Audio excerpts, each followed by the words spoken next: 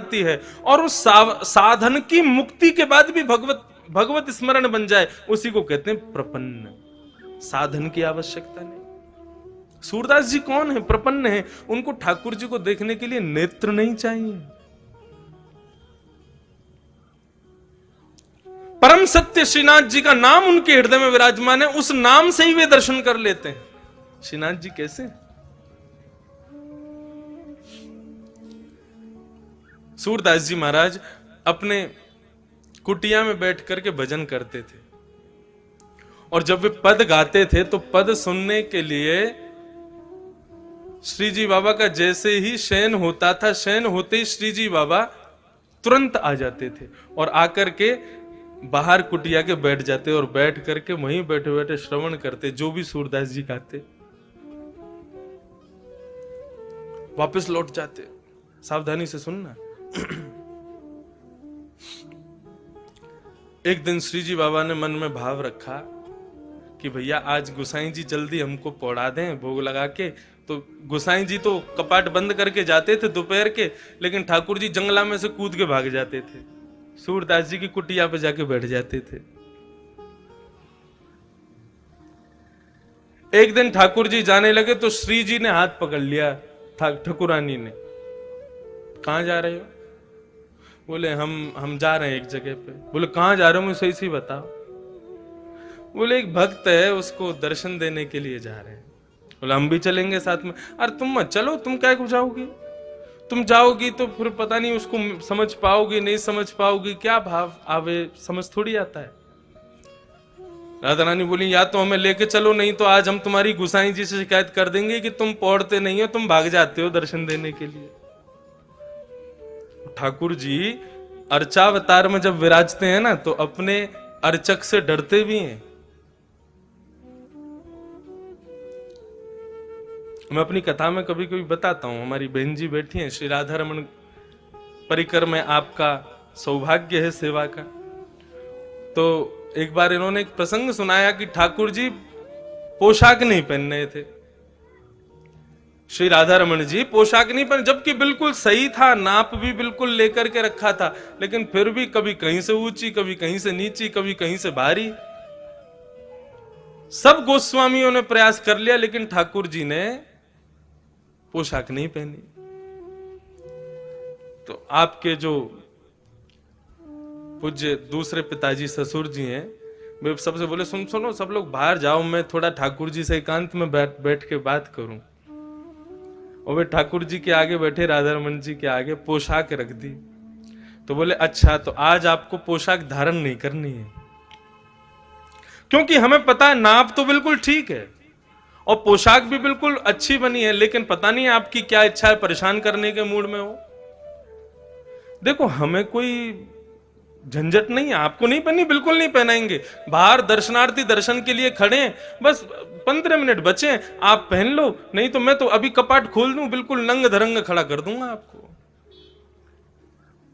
आज हरि देखे नंगम नंगा, फिर तो सब हो करेंगे आपको देख के।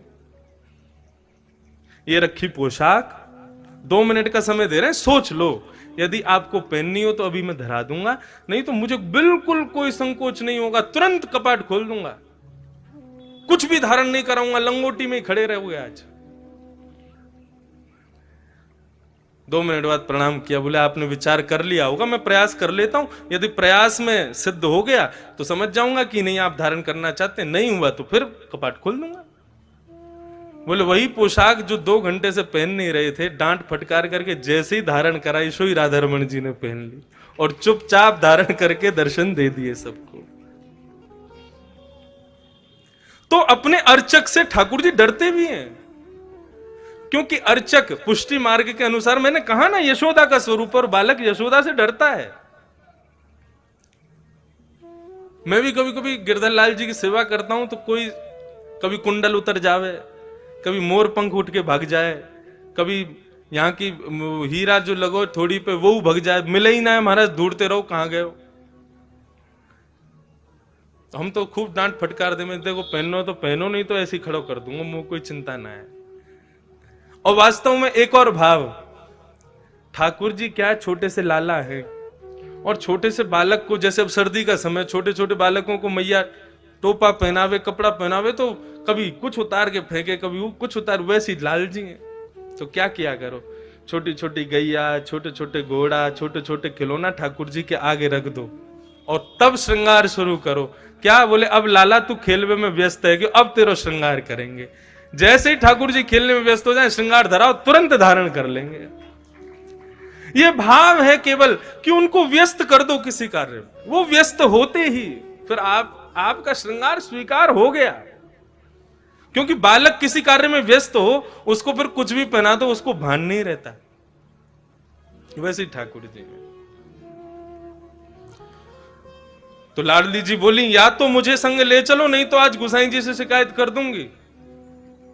लाल जी बोले, गुसाई जी से मत कहना, पूरे लेके चलो संग। अब तो श्रीनाथ जी, लाडली जी श्री राधा रानी को लेकर के श्री सूरदास जी के यहां जा रहे हैं, आशावरी।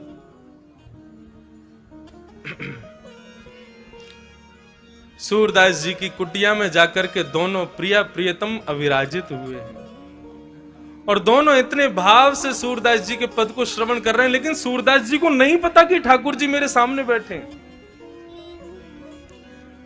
पद का गान करते करते करते करते करते दोनों प्रिया प्रियतम ऐसे भावावेश में आ गए कि भूल गए कि हमें वापस दर्शन देने जाना है।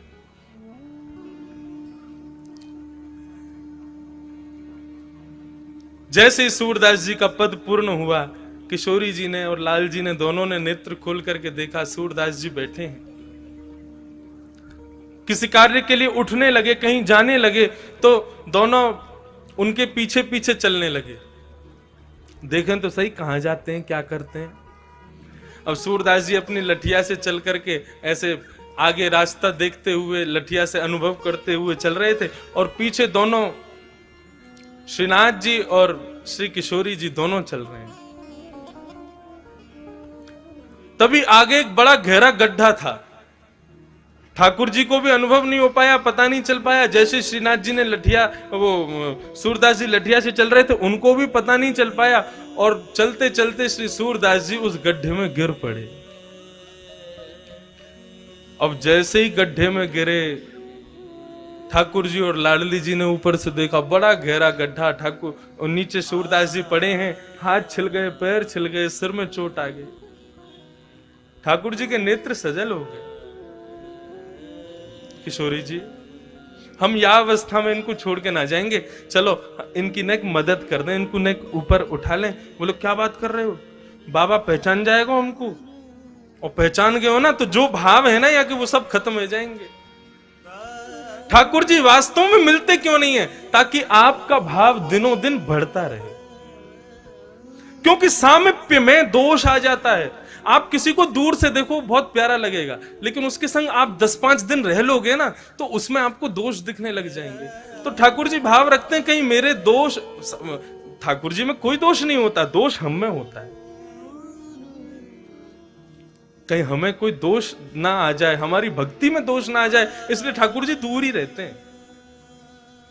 लेकिन लाडली जी कहने लगी, ठाकुर जी मत करो। ठाकुर जी बोले, नहीं, मैं ऐसे ना देख सकूं सूरदास को। तुरंत ठाकुर जी ने अपनी काली कमली उतारी और नीचे गड्ढे में डाल दी और किशोरी जी से कही, आप मेरी कमर पकड़ लो, मैंने काली कमली पकड़ ली है, अब सूरदास जी या को पकड़ के ऊपर आ जाएंगे। सूरदास जी अपनी लठिया खोज रहे हैं, कहां गई। तभी ऊपर से ठाकुर जी बोले, बाबा। और जैसे ही बाबा शब्द सुना है, सूरदास जी ने रोम रोम नृत्य करने लगा। जितनी पीड़ा थी सब दूर हो गई, नेत्रों में मानो आंसू छलक पड़े हों। बोले, ये स्वर तो मेरे श्रीनाथ बाबा का ही हो सकता है। हाँ भाई, कौन है भैया? बोले, भैया बाबा हम यहीं ब्रजवासी हैं, गैया चरावे जामे, आपको पड़ो भयो देखो तो सोची ने आपकी मदद कर दें।